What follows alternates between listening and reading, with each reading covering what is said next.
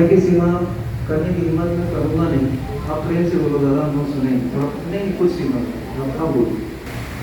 जैसे कि अभी सुबह के सत्र में वर्णन किया गया देश के महापागल साथी जो परिवर्तन की आंधी ला रहे हैं, और ये हम कैसे भूल सकते हैं कि सत्य प्रकाश भारती जी लगातार 3 महीने से वो तैयारी कर रहे थे। इस साल से हम इसमें जुड़े हैं और फिर देश में भ्रमण करके ऐसे ऐसे लाभ चुन रहे हैं जो भारत के गठन में अपना योगदान दे रहे हैं। सत्य प्रकाश जी, आपका योगदान बहुत सराहनीय है। मुझे बहुत अच्छा लगा कि कल से मैं जो सुन रहा हूं, लग रहा है कि भारत का भविष्य जरूर उज्ज्वल हो जाएगा।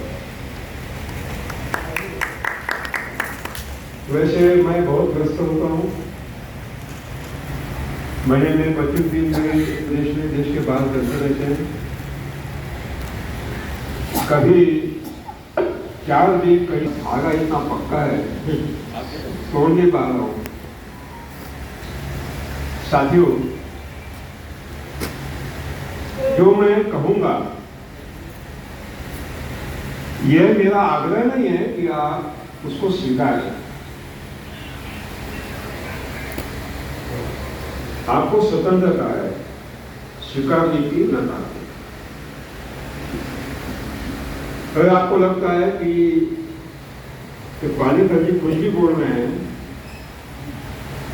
तो दिमाग में से निकाल दीजिए, तुरंत भूल जाइए कि कुछ आपने सुना है। लेकिन अगर आपको लगता है हाँ जो मैं सोच रहा था तो वही सुना है, तो चिंतन करें। अगर लगता है कि जिस राह के खोज में हम निकले थे उस राह पर कुछ थोड़ा प्रकाश यहां हम दिखा रहे, तो हमसे जुड़े।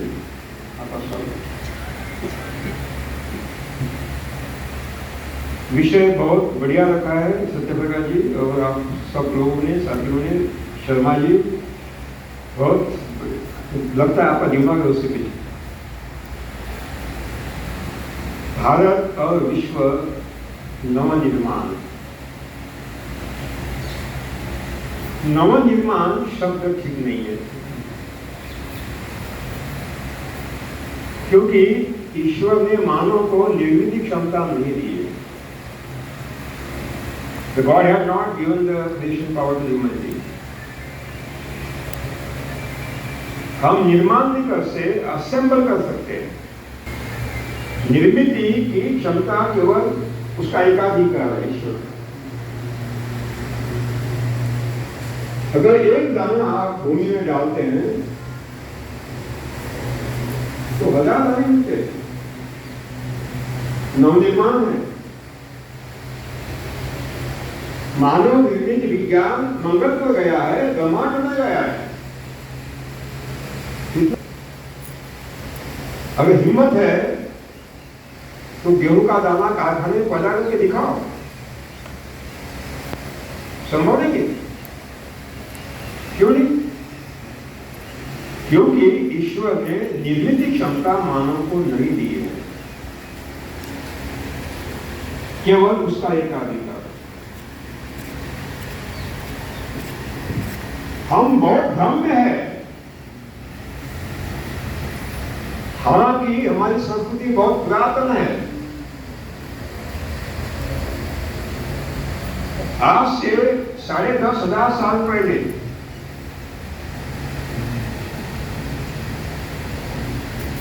जो अफ्रीकन देशों से वहां के आदिवासी अफ्रीका छोड़कर मध्य एशिया में आए, अपने अपने गाय को झुंड को लेकर, क्योंकि अफ्रीका में अकाल पड़ रहा था, ये गौपालक मध्य एशिया में बैठ गए, क्योंकि वहां चारा बहुत विपुल मात्रा में था। जब मध्य एशिया में अकाल पड़ने लगे तो मध्य एशिया से लेकर अपने गायों के झुंड लेकर ईरान आए, ईरान में बस गए। मूर्ति पूजक ईरान हमारी संस्कृति। ईरान में जब अकाल पड़ने लगे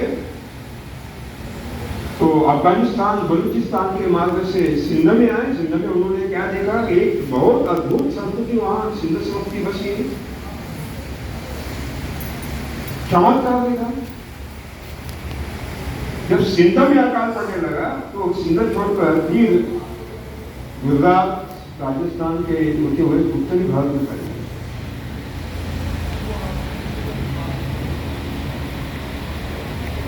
नवनिर्माण मानव की क्षमता नहीं है, ईश्वर का एकाधिकार। मानव क्या कर सकता है,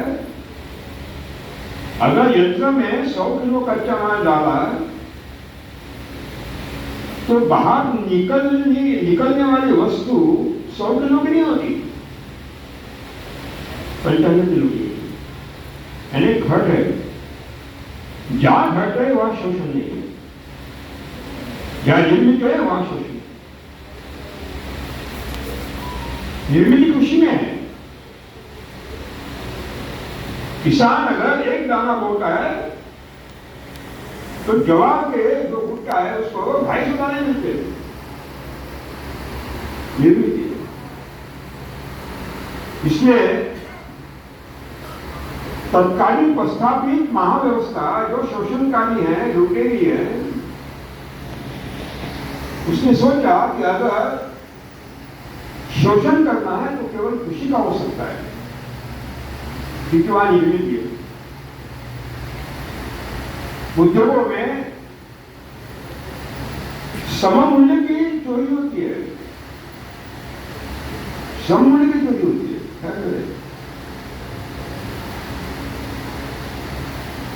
इसलिए जो नवनिर्माण है, ये शब्द यहां ठीक नहीं लगता है। पुनर्गठन शब्द ठीक है। भारत का पुनर्गठन अब विश्व का पुनर्गठन। इसका अर्थ है कि पहले जो व्यवस्था थी, एक तो वो इतनी जीर्ण हो गई है कि बदलना पड़ता है, नहीं तो इतनी आक्रामक हो गई, शोषणकारी हो गई कि इनको बदलना ही पड़ेगा। दो कारण। कौन सा कारण आपको यहां निर्दिष्ट कर रहे हो आप?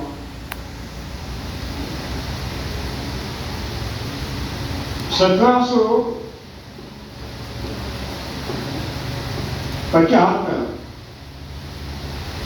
सन 1775 की पहले की दुनिया अनमानव सभ्यता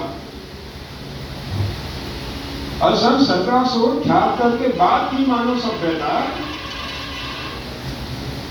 पूरी बदल गई।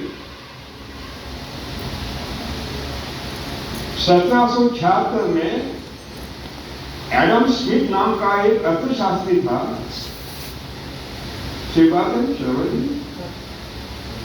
उसने एक दर्शन रखा दुनिया के सामने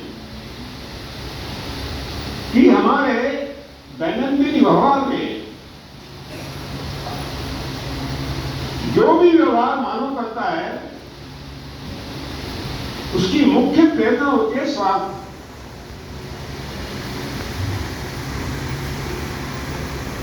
और वही विचार पूंजीवाद का विचार है।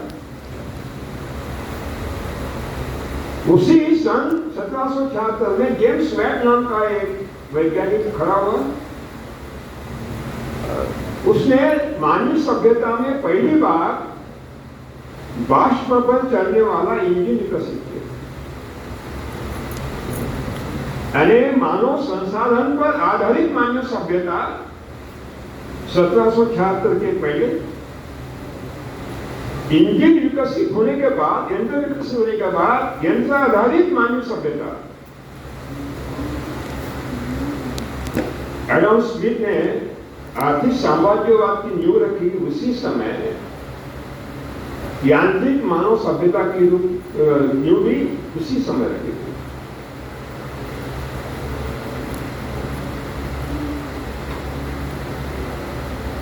ये जिस सभ्यता को नकारने वाले हैं, जिस व्यवस्था को नकारने वाले हैं, हम व्यवस्था परिवर्तन की बात कर रहे हैं, उस व्यवस्था को बदलने की आवश्यकता क्यों पड़ी? क्या कारण है?